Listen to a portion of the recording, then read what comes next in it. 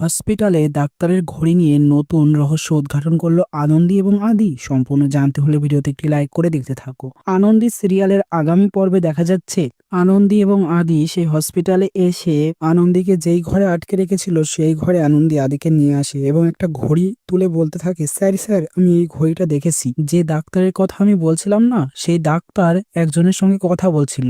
আর সে না সবাইকে ওই ইনস্ট্রাকশন দিচ্ছিল, আর ওই তার ইনস্ট্রাকশন মতোই সবাই কাজ করছিল, আর সেটাই কাজ হচ্ছিল। তো এই কথা শুনে অবাক হয়ে যায় আদি। তো নতুন রহস্য উদ্ঘাটন করছে, বেআইনি সব কাজ ধরা পড়বে এবার। তো বন্ধুরা, কেমন লাগলো কমেন্টে জানিয়ে এখনই সাবস্ক্রাইব করে নাও। ধন্যবাদ। আমার পাশের ভাইটা ছোটি